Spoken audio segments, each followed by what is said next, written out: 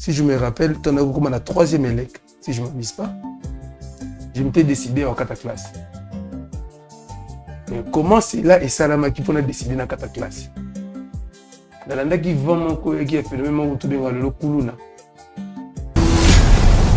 Et on s'est battu beaucoup trop dans la Samboula. Le mboule bandi au kabana koto na bana koto to indisi. Au gobe to sur les chètes yeux na nerf et quartier nerf après quelques temps c'est ni à perdre vie. Donc auteur il y a fait one les années. Désolé comme manga pas une grande catcheuse de la République. Championne du Congo actuellement.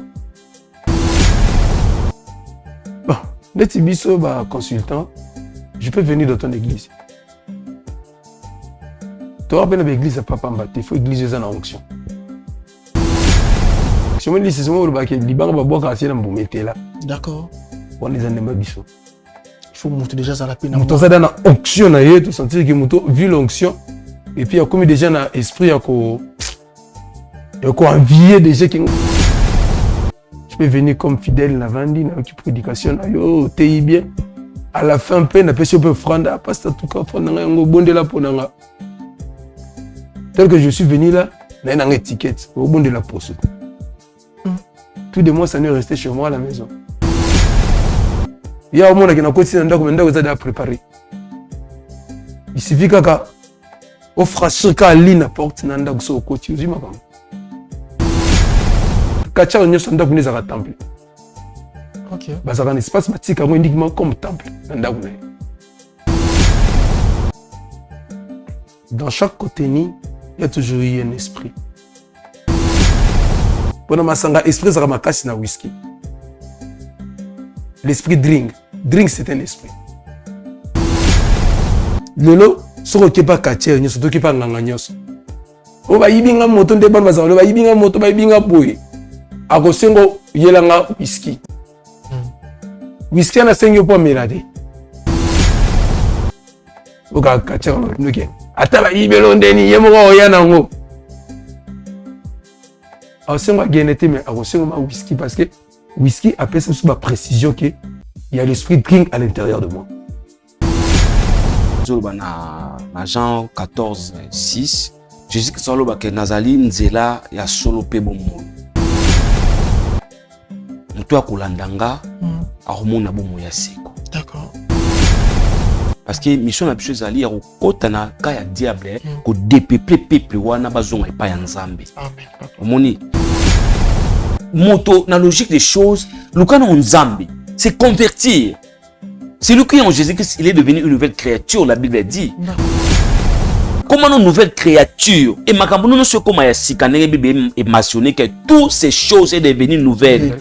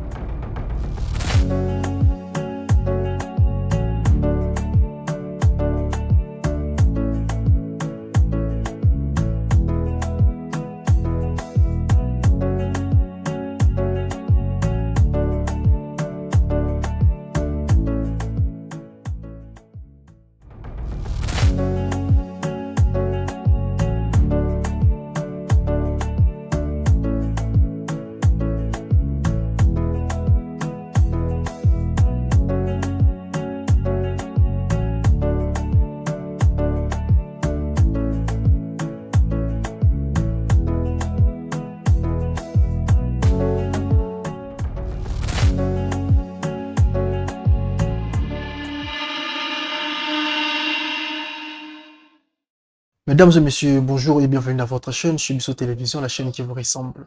Merci parce que vous allez vraiment scotché dans le meilleur de chaîne Izalara Shubiso Télévision, la chaîne qui vous ressemble. Merci aussi à notre sponsor Izalara Jésus-Christ de Nazareth, le sponsor numéro 1 na kati ya Chebiso Télévision. Depuis nazalaki na kati ya libuma maman moteme kobeta tina bimi pe lelo esui ki naza présent pour na mokili moteme kobeta kaka. Les aponza mazali fidèles, les aponza mazali na nguya yango moni à chaque moment dans une bonne santé pe à bonne forme. Merci d'ailleurs moto zorate ya kolanda mission o ezalaka derrière le masque ainsi que bravo Jésus, c'est grâce à Dieu. Merci parce que tout le monde a une réaction na yo. Ma réaction na bino plutôt na pas commentaire na ba suggestion na ba j'aime il a que ça fait boza on a toujours pour na kolande la évolution chaîne n'engi évoluaka. Merci à l'équipe technique qui a chez Chebiso Télévision. Là je vois Denis Mosolo, Longe Matembo. Merci vraiment équipe solide pour na mosala kitoko bosa na Chebiso Télévision. Merci aussi à le visionnaire de Chebiso Télévision Oezali le papa Cheikh Mokadi pour na repesa ngai Elias Nandoko opportunité à la présentateur et émission ya lelo. Merci vraiment à Papa Chic. Bandeko balandi tokuta ni susu na émission ezali derrière le masque. Une émission derrière le masque tout ça là qui fort ya ko communiquer témoignage, ton message oyo ndeko alekelaki nango na vie na ye avant ayamba Jésus comme Seigneur et Sauveur. Ba biso nyonso même monsieur ki ngape ona loba na yo naza na le passé. Mais ceux qui te l'exemple peut-être à musu na TVT parce que tout ça qui ngolo pas nzambe. Yango moni le na TVT mais o aleki na TV ngo ba te ke ya yika pourquoi le kate to lingo transmettre un message na ye pour édifier nga na yo a comme plus forte raison que ça la mabe mais au bungisa bo moyen na yo le temps est venu au Bible le babie le vrai adorateur adorant le Père en esprit et en vérité ça montre que tant on pratiquer toujours ba mauvaise art oza ko adorer nzambe te oza ko miluka ne chute na vie na yo au kanage musuku fa na âge peut-être ya 50 ans mais au kufi na âge ya 50 ans pour omi conduire vie dans le lenge o esengélité. Alors ndeko to yambi to juger été mais to attirer les sons na le passé na na o esala ki asala. Pourquoi pezala ki nini o epusa ki asala pour ngana auto milengi la to ba lo lenge nini ya kotambola. Na zanga monter na kati ya plateau na zana Pasteur Jules bonjour papa. Bonjour papa Eli. To sepeli susu ko kutana so na bino Pasteur Jules na kati ya émission o ezali derrière le masque. Merci beaucoup papa. Papa, bonjour. Bonjour, monsieur le journaliste. Et puis bonjour, na Papa Gilles. Et bonjour, na staff technique Moubiba. D'accord. Papa Gilles, avant de commencer l'émission, sur votre permission, sur Kosambela. Merci beaucoup, prions. Éternel Dieu de grâce, Topesio, merci, Nzambalola. Tokomina oisika na makasi ya bomotote, osalibi sous grâce, yakokomana oisika. Yango Topesio, merci. Tu as dit à ta parole que celui qui offre sa reconnaissance m'ira en gloire. Éternel Dieu, nous sommes reconnaissants na santé pe vie au perception na tongo lelo et on tuer le souci du bossona yo. To beleli présence dans les alakats na biso parce que présence dans les alakats absence ya diable. Banda na biso éternel Dieu perception sagesse intelligence et surtout la discernement de l'esprit. Enfin, yakokamba émission au lolenge esengeli par le nom de Jésus-Christ, nous avons ainsi prié. Amen. Amen. Notre frère Toyambio, j'ai recommencé aussi à couper sur les bonjour. Malgré la personne déjà bonjour. Et le running, il m'a mis pour que oui, ça va. Premièrement encore, je le répète encore pour la énième fois. Merci na Bino. Et puis merci na Chebiso TV au PC vraiment opportunité. Donc on a passé une émission par la Bino. C'est aussi une bonne chose pour Nanga et puis pour Nabandeko, Baolanda Biso combattre les spectateurs. Parce que vous savez, les arabes n'ont émission, on peut transmettre une connaissance, ou soit on peut transmettre Batu Yamalam et Noémade. Si je suis venu ici, c'est par rapport que Nabinissa, peut-être, Rero Ezaka Yanga dans le passé, pour aider Batu Moussou, les caniciens, de ma place où on a Outa, on peut pas les camoter parce que c'est pas une bonne place. C'est pas vraiment une très bonne place pour la bande Nzambé, puis pour la nous tous avons vraiment un souci à venir dans le lobby. Bon, tout à chacun de nous a ses erreurs. Mais certaines erreurs, c'est que erreur n'a pas l'examote, erreur et que nuire vie n'a si inde n'a pas kibotata. C'est des mêmes au business ça là. Dès que on a vendu du boss, nous moi je te parle maintenant. Ça ne va pas bêta par quoi. Bon, n'en bêta pas moins d'un mois pour se dire que banda bêta. Ça la peine effort à expliquer peuple de Dieu parce que notre mission, notre but est ça, il y a édifier moto par rapport à art oyo salaki pour mutu mususu à commettre ta sala art. Alors zala laisse expliquer biso de point sur le zine pour que tout comprendre au ni les qui le passé na yo avant de recevoir Jésus-Christ comme Seigneur na vie na yo. OK. En tout cas, de mon vrai nom, voilà bomba roté. Bon, de mon vrai nom, je suis Rodrigue Ndoukouma, de mon vrai nom. Rodrigue Ndoukouma. Et na combo mokile bingi na combo 50 maître 50 na yolo. Na botami na natif ya yolo avenir Louete, na yolo numéro na opesa te pour la raison mon sous. D'accord. Na botami na yolo 6 sur avenir Louete donc entre Ezo na avenir Somoné Mbole. Bon. Dans un mois na botami na famille à 4 enfants. On a fait coco la bien le roi de Gomosusu. Je faisais aussi mes études d'études de Gomosusu. Mais qui dans un certain temps, si je me rappelle, tu as comme la troisième élec, si je ne m'abuse pas, je m'étais décidé en 4 classes. Mais comment c'est là et Salama qui a décidé dans 4 classes? Dans l'année qui vend mon coeur qui a fait le même autour de le Kuluna. Ok. Alors, dans notre époque, c'est qui Kuluna. Tu as dit que un shy. Un bon Kulunaire, il y a un shy. Le chien, c'est qui veut dire cop, quoi, boule bandi. Et on s'est battu beaucoup trop dans la samboula. Le boule bandi, oh, kabana couteau, tout indici. Alors à cette époque, là, on a qui na yolo sud, massa na Keva, qui na yolo nord. Yolo, juste capé là, yolo nord. Nous kangami na ba Keva, tout ça là qui les Anglais de yolo. Oyo ake moka baninga super boka les anglais de yolo pas musicien moka les anglais de yolo na les inzala c'est ça que tu peux donc qui on a besoin de père fondateur qui c'est de là si qu'on a qui lula la bandi via il y a du banda et je me suis décidé na kati beti na tiki marambutu ezaka ya ndako na tiki na disco vivant na ki yanki ils ont fait temps avec qui équipé la salut singulier pour ça là. S'il s'agit bien de mettre fin à ma vie humaine, s'il faut qu'on se le dise, et ça, la maquille. Pour qu'on mette un peu sur les chèques, les yeux en l'air, et quand il y a après quelques temps, c'est à perdre vie. Donc, auteur, il y a fait un zangai. Oh, le nom de notre ma belé, mais qu'il a négé sur moi. Donc, Koboto là, Koyiba, on l'a aussi fait. On l'a aussi fait. Dans notre époque, tout ça là qui ont. Mais pendant qu'on faisait tout cela, nous notre vent c'était normal. Dans notre vent c'était normal. C'était une meilleure vie, une bonne vie pour Nabiso. Dans notre époque. Et il a beaucoup un ami. Il n'était pas vraiment un ami, il était un vieux, hein, parce qu'il était un peu âgé que moi. D'ailleurs, c'est sérieusement, tout ça, dossier moi, mort d'homme na yolo.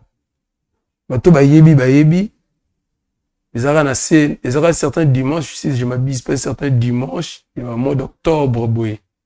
Ça date déjà. Et certains dimanches au mois d'octobre, ça dépasse ça comme moi avec ça ex copine là. Octobre. Jeune moi garçon boxeur à Koufara sur Kikwiti. Na affrontement de l'équipe comme dossier mort d'homme. Tout le monde devait prendre fuite. Tout le monde devait disparaître dans la nature. De là où tu as vie, mais binza. Comme binza, c'est de l'andesco au raké. Na longwena, na longwena parc. Ce qui parc, il est au stade des martyrs. Donc, na longwena deuxième division, c'est troisième division, et c'est la première division, voilà. C'est de l'andesco, c'est une vie professionnelle à Kiyange. Ils ont qui m'takobi mana arme, m'takobi maboye. M'tako braquer pe mutu, comme t'ako braquer pe banque. C'est des landes de Sikomaï, le monsieur Bandé Gokotanga. À l'époque, on a c'est Rwanda. Le boss en a parce que c'est Rwanda, tonga la Kembinja. On a na mort il y a député moi Koufara ni Boteti. Hein, Boteti. Daniel, hein, Daniel Boteti. C'est Rwanda, t'as raison c'est Rwanda. Et Koufara bango exovana bango vu que t'as bango on dans ça là. Que écoute na ba vie ba sokola bango et puis moi je tellement que j'étais téti. Banda ko douter même banganga na biso. Wa ke banganga boya. Ne le côté. Donc fait de fait et votre ce problème na féticheur et c'est soit ba benganinga soit biso tout bimika. Parce que nous ba féticheur banda aussi modèle na kisona ki na tali vie na tali ndako na tali ba position photo be bananga. Parce que je t'ai dit. Et la 400 de beaucoup de ce qu'on a ba consultant spirituel. Consultant spirituel ou aux endroits ba conseiller banganga. Donc il a quelque chose en lui, mais ce qu'on n'a pas encore exploité par rapport qu'il y a ça la maîtrise et l'homme boy. De là où on ba consultant. Des morts on a ba aussi de la pire vient pire petit. Des soyez comme manga pas une grande cacheuse de la République. Championne du Congo actuellement. Tant qu'on dit exprès pas nanga peut-être musique sur le bili kambu vraiment. Ata bobimi na labo boye ratarate. Et vraiment ratarate. Des autres qui to bana ba wa il va se péler nga pas. Attendez moi aussi. Se péler nanga nga pena se péler nanga na yetu comme ça magam. On a cette époque non ba pesi pa laxinga fétiche, c'est grave fétiche. Nous allons exploiter loko les zones naturelles pas. Biso va consulter ton ndeni. Tous allez qui ndengini. Avant papa qui ndem subitumba na ye à côté na ba laboratoire ba sali labo ba préparer ba combat na bino. Pour préparer ça, on peut même sous na moi. On peut exemple. Peut-être admettons ba téléphone. Vous avez 4 téléphones ba marque dit différentes. So biso to biso bana na marque yo. Ce qui marque au boni qui est compliqué o esaleli o. Ce qui muto na compliqué na o faut na o pour ça nini. O ko ici pour y na o na o. Ça montre des balaki sur tous les marques. Voilà. Donc la question va pratiquer au Rossel une fois combat ils ont une fois combat comme grave une fois combat comme pesé. Ils ont l'accès sur quoi au Rossel. Après c'est l'un des vu que j'étais aussi militaire parce que je suis maître judoka militaire. Mais il y a un club à Kaïsala, maître Kaïsala. Karayolo. Décédé là, maintenant militaire.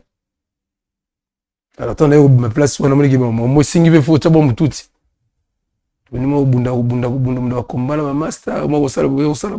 Malheureusement, na catch vraiment, nous avons tenté vraiment à œuvrer bien. Parce que j'ai trouvé que c'était des aventures. C'est moi, j'ai cherché des vrais combattants. Je rêvais, non pas ça va catch, on va catch américaine, mais ouais, à ça va catch, moi, va théâtre, on y est. Bina, mais on a comme t'as dit, bon, j'ai trouvé ça, bon. Il y a qui n'a pas raté. C'est de là qu'il n'a stoppé, qu'il n'a tiré étant que consultant spirituel. Il y a une grande cacheuse de la République. On a autant à combattre parce qu'à Zanan. Il y aura un bon jour, nous aurions peut-être. Parce que je sais qu'un jour, on s'est converti à la maman prophétesse. Je le sais. On est dans la vanne bango et puis, on a une vie professionnelle, hein. On peut ça va pasteur, qu'on va pasteur dans l'église, qu'on va nani, qu'on va nani. Et ça rend en nini lorsque vous kinda ko luka pasteur to ba pasteur ba ko près de bino ba rupture nini bo sali sarabango. Bon, neti biso ba consultant, je peux venir dans ton église. Toi ben l'église à papa mbate, il faut église en onction. Il faut église en onction. Mais c'est moi le ba ke libanga ba boka asi na mbomete là. D'accord. On est en nemba biso. Il faut monter déjà ça la peine. Mouton ça dans l'onction na yé, tu sentir que mouton vu l'onction et puis il y a comme déjà dans esprit à quoi envier déjà qui n'a pas comme boy et le compte ça va passer nga vraiment deni nazo. Bon, comment linga na ouais, deni nazo pas mukate. Maintenant la grâce que le va passer c'est de là que biso ko trouver. Je peux venir comme fidèle la vandi na qui prédication yo t'es bien. À la fin peine na pesi peu franda parce tout cas franda ngo bonde la ponanga. Tel que je suis venu là, il y a une étiquette au bout de la poste. Tout de moi, ça n'est resté chez moi à la maison. Mais vraiment, frère Rodrigue, normal. Au bon de bon, frère Rodrigue, na si. Na kenda que tu as contact. Parce que là, on va passer à tout moment facile côté contact. Il faut t'aider moi crédit à $10, $20. Oh, ça c'est mon frère. Hein. Donc, pasteur à l'oulio, au mouvement, au mot, quand on m'a dit que au mot, Bando bende mukie, ah, j'ai une personne là-bas, pasteur, toke toke ne pas, ne so toke pas na yona. Ya omona kina koti na ndako, ndako za da préparer.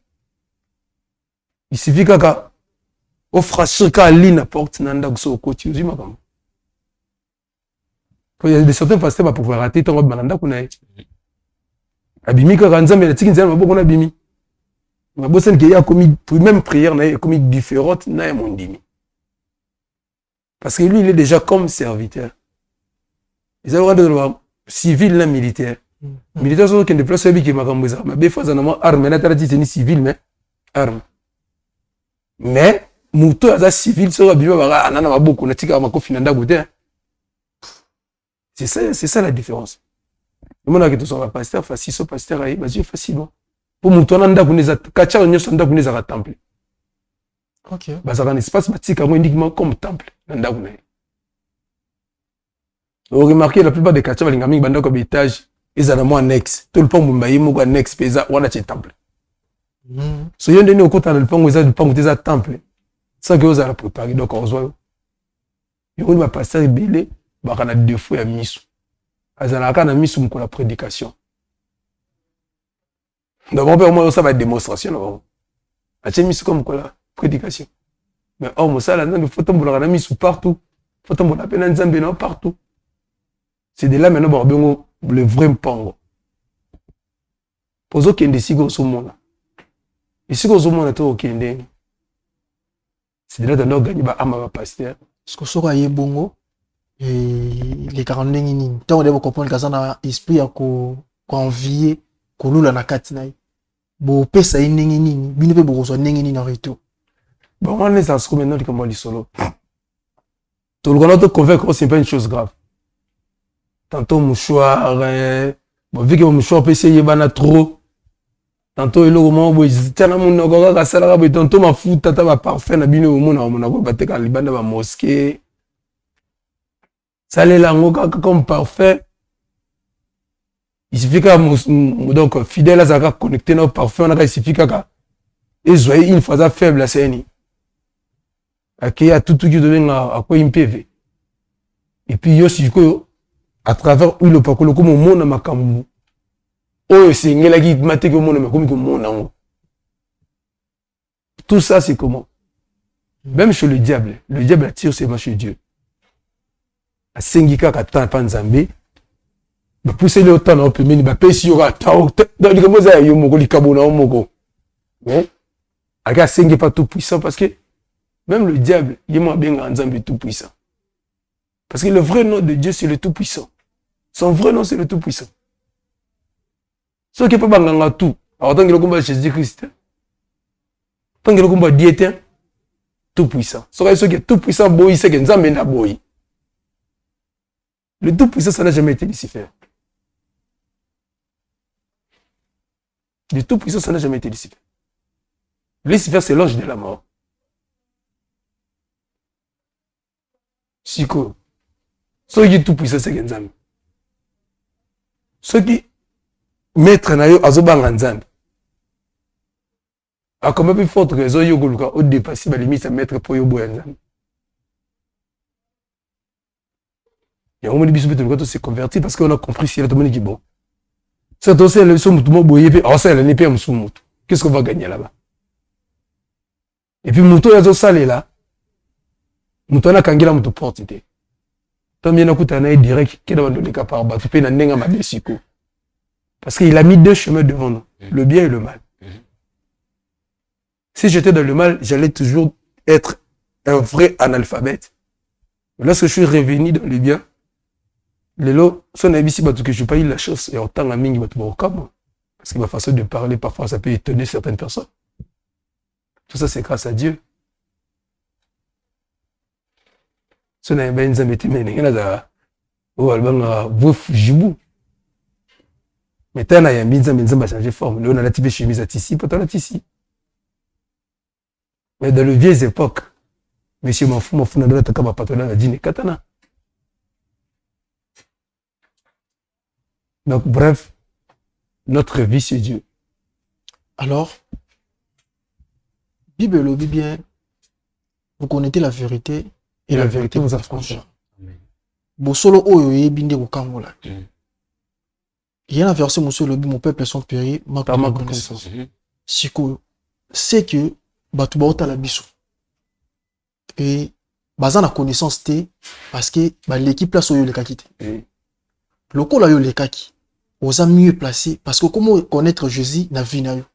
Il y a quoi expliquer parce que quand vous disiez que parfait. Na kata parfait et osala parfait oui to moni parfait bâti ainsi de suite. Mais na kata parfait. Contenu mo eza na kati wana. Ezalaka liquide wana te. Eza na maloba oyo ezo se basé na pouvoir koleka liquide wana. Eza na église mususu basela oyo eza bakabal juif parce que oleki na place wana oyebi o bande ko sa. Konimbolela ngo peuple de Dieu. Koyebisa basi par rapport ya église po vérité ayebi wana ekangola e anyata makolo na ye na place oyo eza lokola temple te. Ok, merci pour la question. Dans chaque contenu, il y a toujours eu un esprit. Dans le parfum, c'est le mot attiré la flair. Odeur, on a parfum, vous avez la flair. Chaque flair est à la cana, signification. Puis à un esprit dans la carte. Même l'arbre qui vit, il y a un esprit qui anime l'arbre. Nous avons que l'oxygène. Il y a des certains arbres aussi souvent pendant le temps où il y a ce problème respiratoire. Ce qui veut dire qu'il y a un esprit qui anime aussi cet arbre. De l'autre bisou tout va laquelle mode d'olivier. Ça zambe bota ka banzete olive le l'autre c'est bisou tout va huile d'olive non. Si quel est cet esprit là qui anime ces arbres? Alors pour comprendre l'esprit animal arbre esprit animal nature. Tu dois être un bon maître pour maîtriser la nature. Je vais commencer à expliquer ça comme ça maintenant. Et ça n'a pas si cas pour toi comprendre. Alors, ce que je peux demander aux jeunes Arani, Luka na Nzambe, Kota na Mozindo, Luka na Mozindo, pour ça, Luka na Mozindo, celui qui est le maître de la nature. Il doit maintenant commencer à te révéler certaines choses cachées au mot qu'il a évité. Bisous, combien de mois connaissance on a parce que comment dirais-je? Tu embrasses qui va carrière, ils allaient qui est singulier gato yeba. Mais na koto biso tu embrasses qui on a sogi na ebisi yo okende, c'est que je t'aime pas. Pour aller là-bas, moi je te dirais, n'y va pas. Mais pour aller chercher Dieu, là je te dirais, vas-y. Parce qu'il est le maître de tout, il y a une connaissance, plus qu'il même connaissance au Mazano. Prenons un exemple typique, il y a Masanga. Pendant Masanga, esprit Zaramakasi na whisky. L'esprit drink. Drink, c'est un esprit. Au moment où on whisky, on va drink, drink. C'est l'esprit. Lolo, ce qui n'est pas katier, surtout qui n'est pas nganganyos. On va y bien moto de ban bazar, on va y bien moto, va y bien boy. A gosengo yelanga whisky. Whisky na sengo pas mélade. A gosan on va pratique. Après invoquer l'esprit drink là qui est à l'intérieur, drink. À l'ongo lié. Dans introduit, il y a un papier de placement, boy, bah, tiens, la poussière. Alors, on pigeon atteint pigeon. C'est depuis à l'époque de Noé, des pigeons à comment envoyer. Pigeon depuis l'époque de Noé. Dès que Noé atteint des pigeons, il y a comment, et il y a un rôle là. Alors, il y a un pigeon. Pigeon qui est dit, Nicolas, n'a quoi, mouton, il y a un loko. Afandi. Il faut mouton à bimi. Poussière, on a un pigeon, bon, ce qui est juillet. À cause de l'eau, on a des Bibles, ça, il y a une Bible. Je m'excuse. À ce que la Bible, nous allons si nous ne sommes pas, on a écrit, la Bible, tant que nous avons un aussi bien grave que c'est zone. Alors, qu'est-ce qui a fait qu'Abim? C'est l'esprit de ring là. On va l'enlever dans whisky, quitty. Bien, on va tirer des tamboussiers. Il m'est mis vers eux. Il faut beaucoup de temps à zone la conscience à bon moto.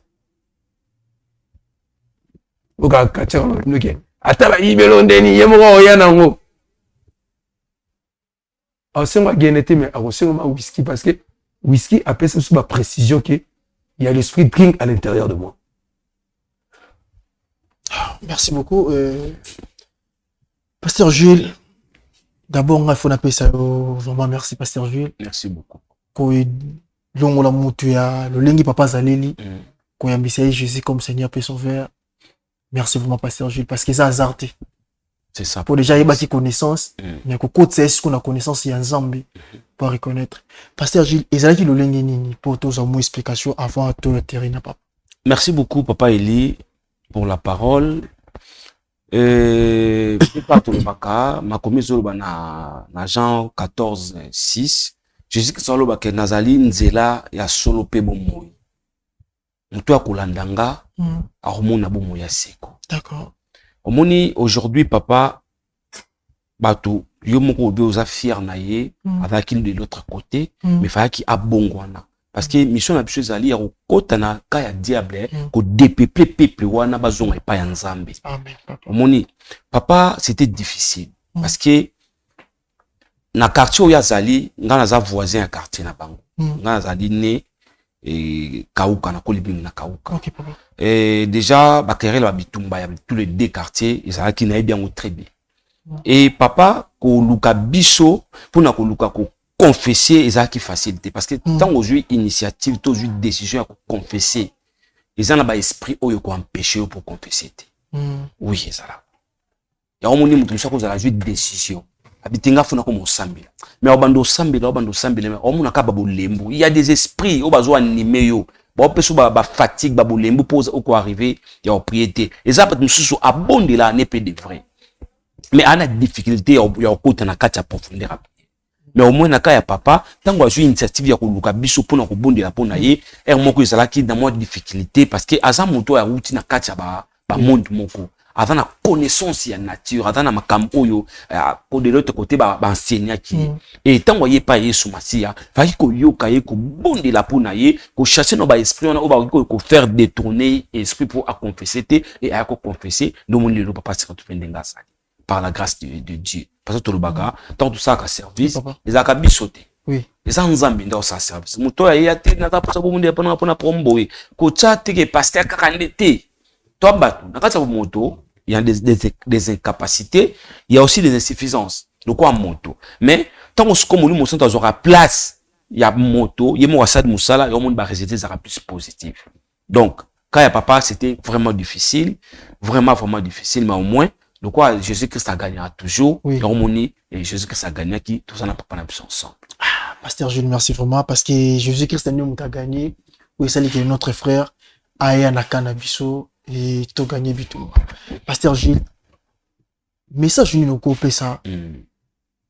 Na batum sou ba otala biso, o ba continuer toujours comme marcher dans vie. Merci beaucoup papa. Permettez-moi d'attendre un verset mon corps na Jean 14 verset Jean chapitre 14 verset 14 aussi. Et Jésus-Christ sur le bas, si vous demandez quelque chose à mon nom, ce qui vous sengelo ko na kombo nanga, je le ferai. Na ko sala yo. Donc, mutu nyonso yo akosengelo ko na kombo Yesu Masia. Or sala. Mais au moins biso ba chrétien to se conformer na ba arrière pensée. Ozana nous prêter au senga eloko pa ya Nzambe. Pourquoi? Comportement to attitude to façon na yo ezo correspondre te que Nzamba peso quelque chose de bien. Donc ezo simba te que Nzamba fa pesa yo ou mi cheli ba to benga ngo ba doute. Ah. C'est tout ça, c'est pour y kamba moko boyko la pesité. Directement, ce qui toque ce qu'on a quoi, na Romains chapitre 21, Bible le baquet, ne vous conformez pas au siècle présent, mais soyez transformés par la renouvellement de l'intelligence. Montou, na place à Lucano, mon Nzambe de vrai, mais il y a Lucano qui s'est conformé. D'accord. Aotala akana yeti yepe azaka ne monangati. Pasteur bienvenue comment là kulata bien. Papa Delisha comment lata ba veste poani. Alikngani. Lukan se compromis na nande comme Lukan Nzambe de vrai. Yepe sa jouer le loko na ye oyebite. Nini asali nini na pratiquer pour simba quelque chose dans nango oyebipete. Mais tant on yo tie envie ou envier mon se conformer la vie na ye et c'est ce que shit ya ba chrétien bandi. On moni papa. Donc, moto, la logique des choses, Lucano Nzambe, c'est convertir. Celui qui est en Jésus-Christ, il est devenu une nouvelle créature, la Bible dit. Comment une nouvelle créature? Et ma campagne, nous sommes comme à Sikane, la Bible est mentionné que toutes ces choses sont devenues nouvelles. Ok. Comment nous y a Sika? Et puisque c'est la quoi, vexé oyo, senga nzambe loko, kolobi, soko sengi et loko, na kombo nanga yesu masia, non sale. Mais nous les chrétiens, tout comme à limiter. De se faire limiter, ma pensée na biso, foi na biso, ma kanisi. Il faut qu'on apprenne ça, comme faut na la moto. Mon papa Eli, ceux qui au sali constant et loko moko, attends na quartier. Au moins maman ba comment te katam sous safu. Nous devons te safu azati. Mais jour yo ba no te ka safu, au moins na mulongo ba maman ba ti ba mesa ba safu. Oh non, yi grâce na ezate ka safu. Aibi comment est-ce que safu ezala ke pi mbonyi ya zwaka. To ninga ko se conformer na place biso mo to luka ko zala ba propriétaire ya ba penser na biso. To ba initiative na biso. C'est ça nous les chrétiens d'aujourd'hui. Or, to luka nzambe, to se conformer ko la bisenga eloko na kombo nanga et na osala yango. Senga nzambe osala. Et à chaque fois to ninga to kende ko mi kotisa na kati ya ba makambo eza ya mokili et éternel Dieu le bi soki okomi ami ya monde, okomi ennemi nanga Yesu Masia. To koma ba ennemi ya Yesu Masia sans le savoir. Pour luka biloko ya pour luka biloko mokili. Yebisanga so sengi nzambe opesa. Verset o to sa elengo 1000 fois au joatin. Donc voilà papa. Merci beaucoup pasteur Jules. Monsieur le journaliste s'il vous plaît, na zone le mi balé papa lobby. Mais toi mais quand comment dire moi mon qui juste pour une minute, je sais pas si vous pouvez me l'accorder. Ça dérange pas papa. Le problème est sous c'est pas sur les chrétiens voilà. Donc on y même na temps moko Bible déclaré nzambe moi déclarer Bible bozo senga mais bozo ba lo lenge. Voilà. Chaque vie, il n'y a pas un vie sans sacrifice. Chez nous, les chrétiens, on a 5 ans de péché. Les chrétiens, ils ont intérêt à yénan avant d'avoir intérêt à Nzambe. On doit chercher premièrement, d'abord, il y a intérêt à Nzambe. Nzambe a mon intérêt à yekati na yo, et puis en retour, il y a sani. Après ça, yo.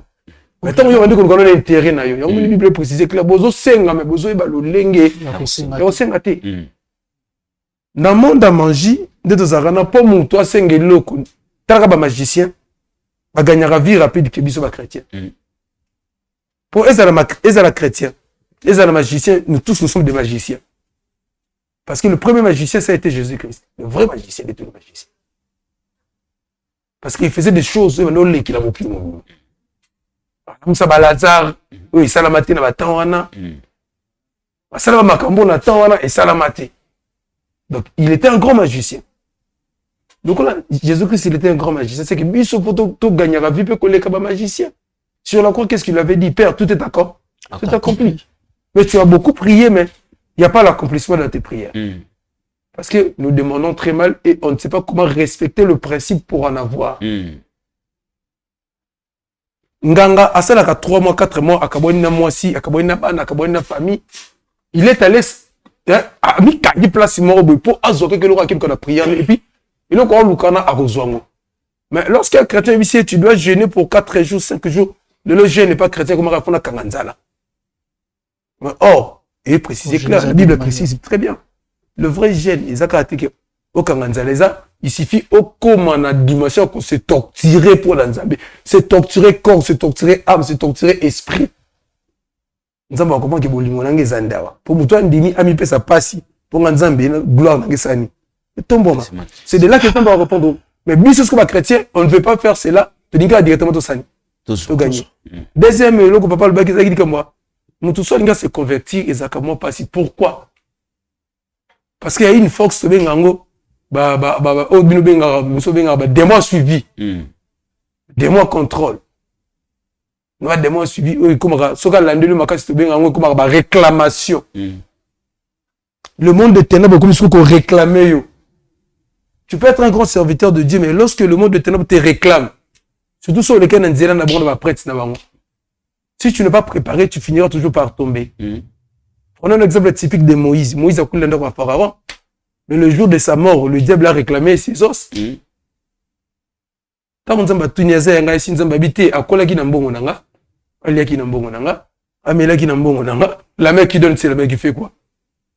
C'est la mère qui reçoit, c'est aussi c'est la mère qui domine. Par là, je veux vous dire une chose. Vous devez aussi éviter, il y a beaucoup de langues. Un jour, il finira toujours par dominer dans la vie de ton enfant. Donc toi-même, étant que père, tu n'auras pas le pouvoir d'orienter ton enfant. Merci beaucoup, papa. Merci. Papa Gilles, n'a pas merci le monde. Merci beaucoup, papa. Quand notre frère, Konimbo la Marambo, si ce n'est pas Dieu, Oezagi pas la bino, mais tu as tout le monde à sauté. Bande Kobalandi, yo kapezo maïl. Et Michou Yaka pour nous aider biso, to éviter, pas Oezali ba erreur, pas Oezali ba laisser tout ça. Tu es notre frère, place ou à outil, le lengu à l'équilibre, le lengu bandé ko zobatu, le lengu bandé ko pas pasteur à cause de quoi vie. Avant qu'une église, ma sœur, mon frère, Sambila Nzambi. Parce que l'église Ignoso, et l'église était notre frère à lobby. Ma place, monsieur, c'est un temple. Parce que quand tu es à mon côté, où est pas naïe, tout le monde ne peut pas naïe, sans pourtant, ça un temple naïe, la carte à l'opang naïe. Où est-ce qu'il n'y a pas la moto, monsieur, il y a la moto, donc il y a la carte à temple, où on s'est conditionné vie, où on peut pas s'aller ensemble. Soit les soins attirés. Merci vraiment de nous connaître sur Bolanda Kibiso. Merci à l'équipe technique à Chibiso Télévision. Ceux qui nous ont été, tu as pour même témoignage. Na bandeko oyo bali wa mona loboko ya Nzambe. Bye bye.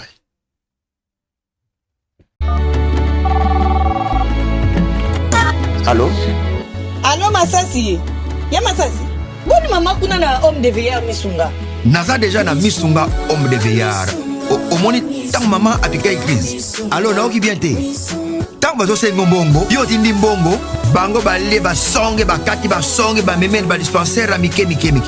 Et là sunde ngona te maman. Mena poto na kishasa la même chose. Et loko zo se pelisanga. Banda mama koma na Misunga homme de veillard. Ko tali maman. Oh maman zongi lokola bébé, bazo zo soya maman. Oh, mais là so moni maman, maman zongi chenit.